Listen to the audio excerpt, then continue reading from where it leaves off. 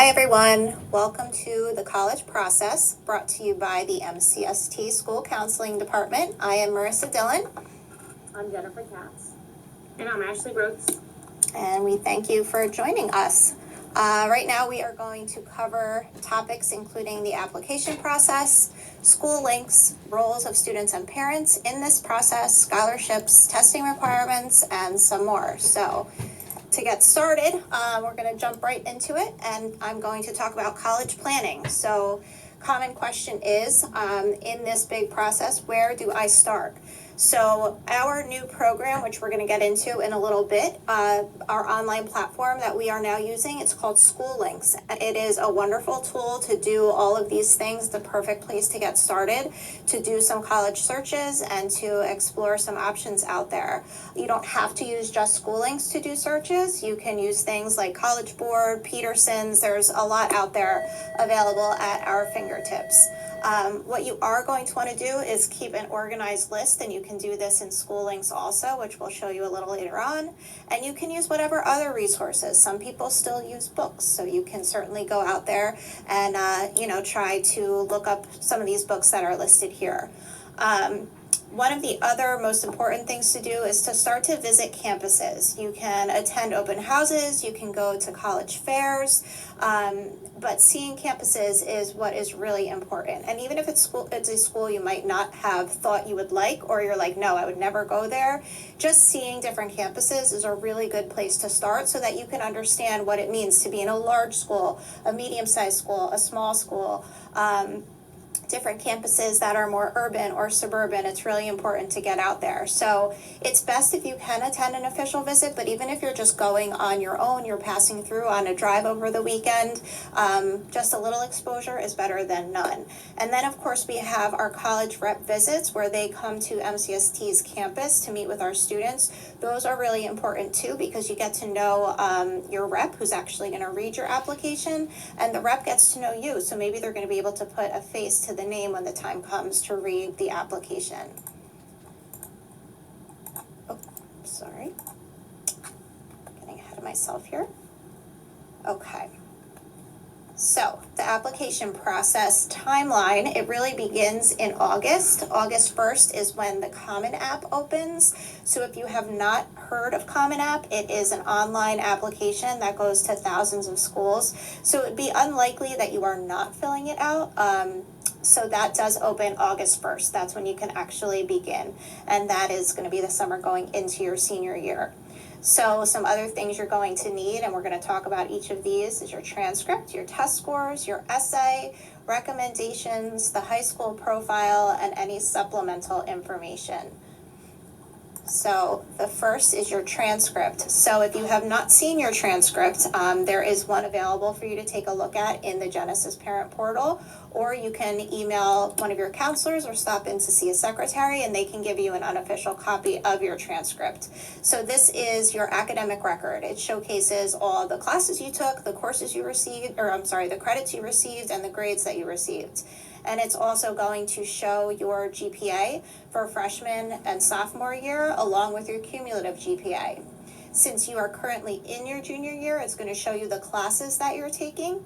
And then once you get your final grades at the end of the year, that's when it will populate with those grades, your junior year transcript, and then your cumulative transcript or your cumulative GPA will recalculate again. So we do say that junior year is most important, and that's really because it's your last time to really shine on that transcript. When we go to send them to colleges in the fall, that's going to be really the last time that you'll be able to show them what you can do in a class, because you'll have finished your junior year, you're sending the transcript, and it's only listing your senior year courses. They don't have any senior year grades yet. So this is really the most important year to buckle down and show them what you've got. So when the colleges see your transcript, they are looking for your course rigor, they're looking for how you did in the courses, and they're looking for improvement. So they understand that not everyone hits the ground running, and maybe it took you a little bit longer to get used to high school, but they do look for that improvement, and they do look for the courses to have improved in rigor also. So you're going to input we're going to input this transcript into School Links during your senior year, and that is how we will send it out to the colleges. So next, quickly, I want to talk about standardized testing. So most schools are still test optional, and they will continue to be test optional, but if in the case the school you're applying to requires standardized testing, you're going to want to plan to take either the SAT or the ACT. There is plenty of self-prep available. You just took your PSAT in October. You should be getting those scores back early, or I would say late fall, early winter. And based on those, you might decide that, hey, I want to take a class, or hey, I might need a tutor for just English and not math. It really depends on personal preference. We also have a lot of resources, a lot of things that you can do on your own to prepare. Typically, students don't take an actual SAT or ACT until about February, March of junior year. So there's really no rush to do these tests. It's better to be prepared, and you might wind up taking it 2, maybe 3 times. We don't really recommend taking it more than 3 times because the score does not tend to improve that much, but it's up to you whether or not you need to take it, and if you want to take it multiple times. But one of the most important things to remember is just to read. Reading is what is going to help you succeed on these tests because it is a timed test. There is a lot of reading involved, so read for pleasure, read for leisure, read magazines, newspapers, books, in between doing your schoolwork, of course, because vocabulary is really important. That's one of the things that's going to help you on both English and math sections alike. There's also a link here at fairtest.org, and that's going to show you all of the schools that are test optional, and that will continue to be for your application season. So another important thing that is part of this process is your essay. I had mentioned Common App before. One of the big parts of the Common App is the essay. So there's one main essay. The prompts will become available to you a little later this year. You can start to take a look at them and think about them. And our suggestion is to have a good rough draft by the end of the summer.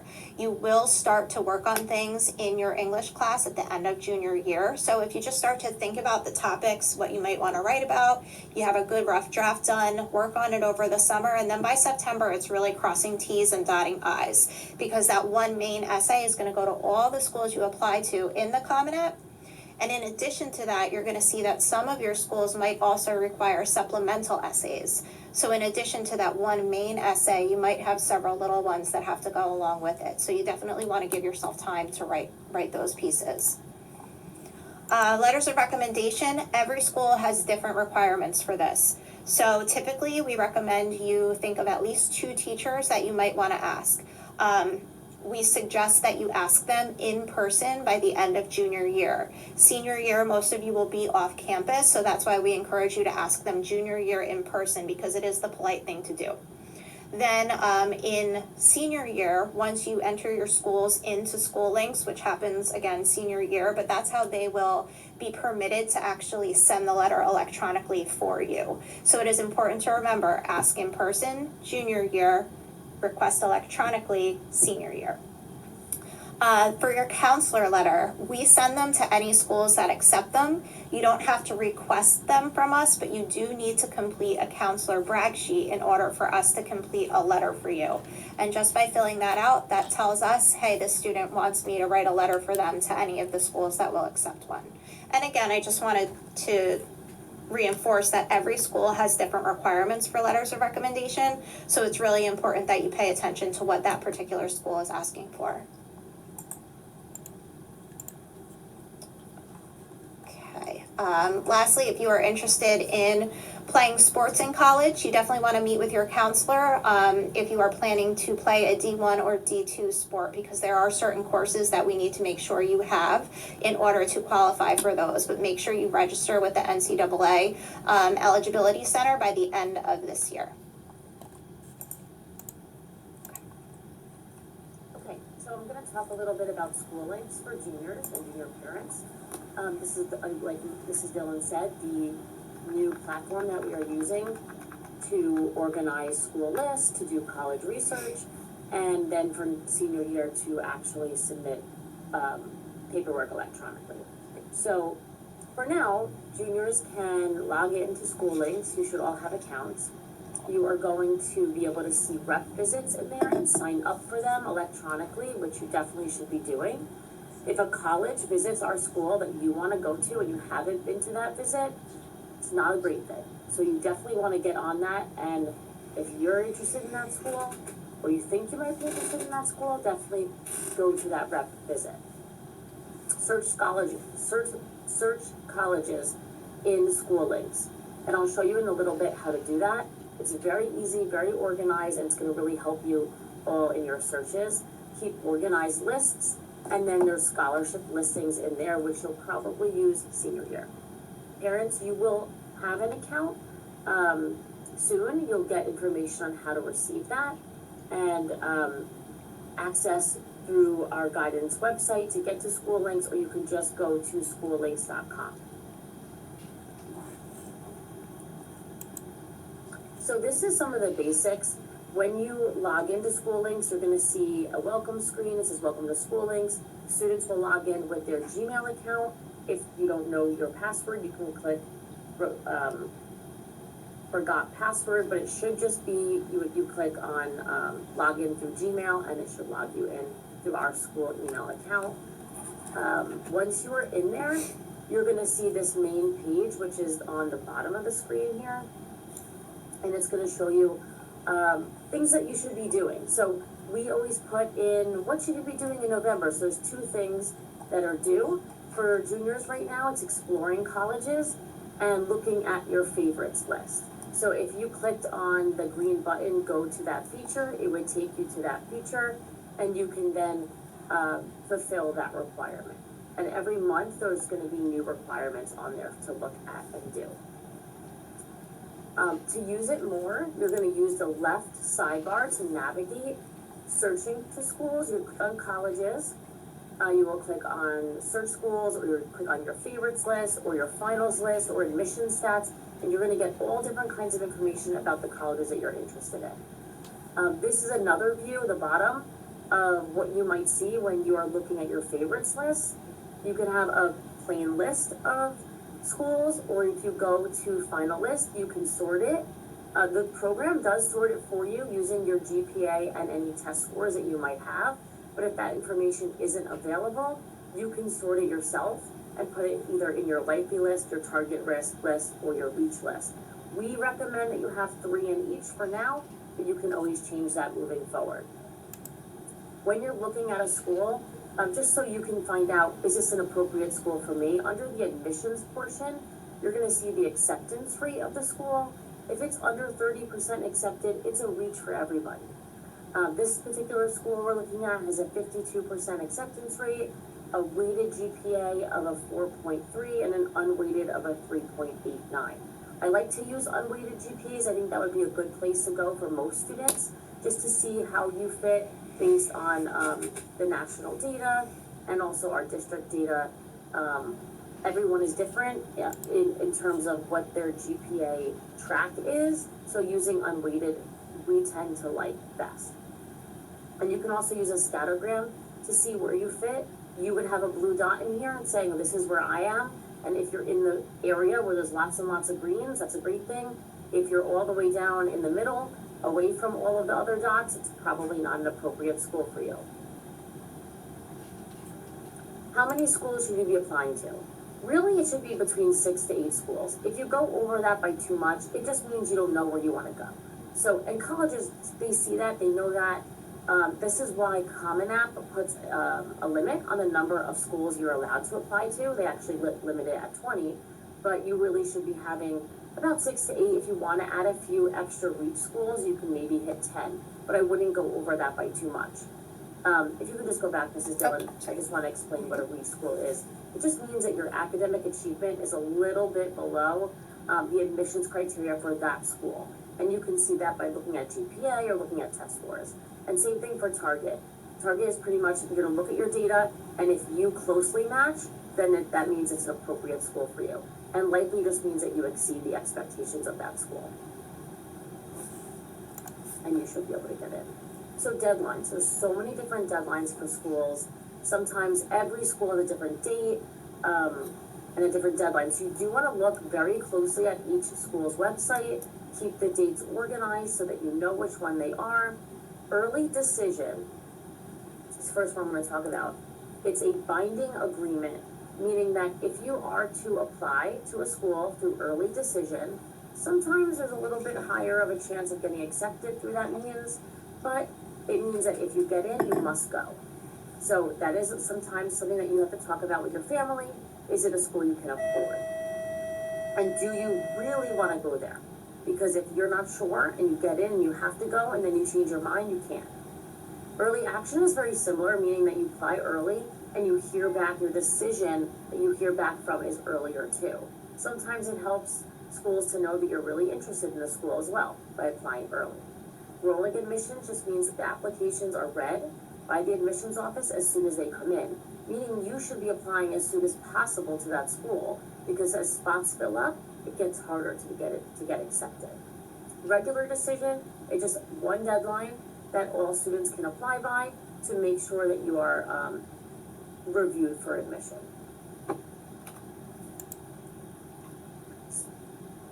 Okay, and I'm here to talk about the student's role in the application process. I recognize that junior year can be difficult in a lot of ways, but it also feels funny for a lot of juniors because all of a sudden it's like, here's all this responsibility and it's your turn now to sort of take the lead. So for your junior year, you definitely want to be using school links or any other resources to identify any potential colleges.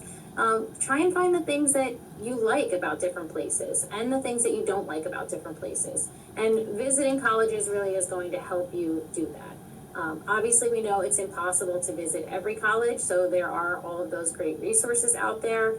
Another one that I like to use a lot would be the College Tour, which is like an Amazon Prime TV show. It's a great way to get to look at some of the schools and some of the programs that you may not have an opportunity to actually get to that school. You also want to show interest in the schools that you're looking into as well. By doing this, some schools will look at you and say, okay, so-and-so decided to sign up for this open house and they've reached out a couple of times, and that might have some sort of weight on your application. It may or may not, but it's always important to show that you're interested in looking somewhere. You definitely want to practice writing those essays. As the other counselors said, it's very important. It's something that you're going to need to get really good at and probably have to do quite a bit of over the next couple of months. Definitely save them. One of my tips and tricks would be to plop everything in like your own Google folder, and you can use those essays for your applications and also for scholarships, which we'll talk about in a little while. Aim to take that SAT or ACT later in junior year. It's perfectly fine. You can also take those early on in senior year as well. We have seniors that do that too. And then you want to request those teacher letters of recommendation in person. And you want to do this by the end of the school year. So really start thinking about who you have connections with, what classes you feel like you really persevered in, and those are the teachers that are going to be able to write the strongest letters for you. Doing this in person is really what makes that process personal. So it's a nice thing for teachers to be able to see that you're going to do that for them. Then over the summer, it's time to start completing those applications and updating school links. Updating school links is really critical in terms of our role as your counselors and the teacher's role in uploading letters, because otherwise we don't know what you are doing or where you're applying to. So it's really important to get in there, make sure your deadlines are updated, and we can see it on our end. If you are choosing to apply, sorry, Bryce. No. If you are choosing to apply with your test scores, you want to make sure that you send them directly through the websites. That's not something that we send through our websites. And as always, make sure you keep an eye on any timelines and deadlines. They're really going to count, and come to any college visits that you're interested in signing up for. As always in life, having some etiquette on social media is extremely important. Any email addresses, you want to make sure they are appropriate. Any social media or social networks, you want to make sure you are posting appropriate things or content, because a lot of these schools are looking at this stuff now. There is not a lot of privacy out there anymore, so you just want to be very thoughtful about how your presence is online. So for our parents, you also have a pretty big role in the application process. First and foremost, you're going to hopefully schedule a junior conference with one of us. The invitations are coming out shortly, so keep an eye open for those. And be open and honest with your students about college. What are you looking for them? Try and hear them and see what they're looking for themselves. Oftentimes we hear, like, we want our student to go to the best college, but the best college may be the best college for each student. It might not be one that you've even heard of before. So the process is a little more personalized than just a, checklist, A, B, C, and D. You will definitely be helpful in filling out any appropriate financial aid forms, so when those come along, that will be parents' role as well. And really I know it's hard, but step back and let your students take the lead on the college application process. You can be there to support them. If you have questions, obviously, you can always reach out to any one of us and be involved, but let them kind of drive the bus. You want to promote that responsibility and independence, because that's what colleges are really looking for. They want to know from students, does the student care about this school? Are they interested in coming here? Why are they interested? They don't necessarily want to hear from parents. And of course, you can take a look with your students and go with them to any official tours or college campuses that you can get your hands on. Scholarships and financial aid. Okay, so there is quite a bit of money out there to be had, but you have to find it, and it can be equivalent to a part-time or full-time job some of the times. I'm going to kind of start from the bottom here, because in terms of financial aid, we do present a financial aid night each year in the fall. It is linked on our website, so you can go ahead and take a look at that anytime you wish.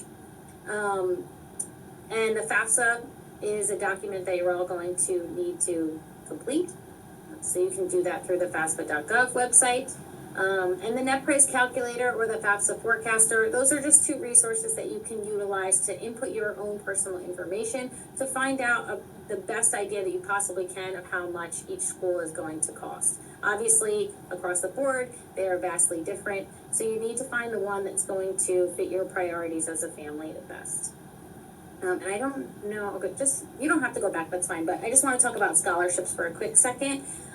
So scholarships essentially are free money, and there are a lot of different scholarship websites out there that you can go through. You can use School Links, so we post all of the scholarships that we have access to through School Links. There's also a scholarship match search, so any local ones that have uploaded to there, you'll be able to find. You can't generally start applying for scholarships until after your junior year is completed, but that can begin right in the summer. But there are definitely some that you can work on a little bit ahead of time. As anything comes our way, we'll make sure to share it with you as well.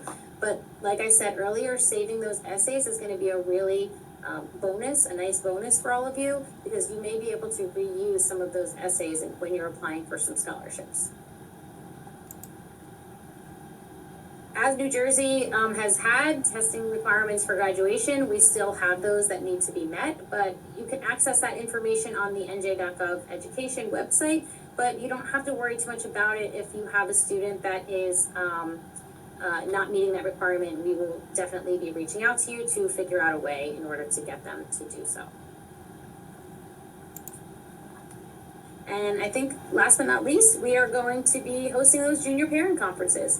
So we will be reaching out to you. Keep an eye on your email to schedule one of those times to come in. You'll be coming with yourself and with your student, so we can kind of all get on the same page, and we'll help answer any questions that you might have.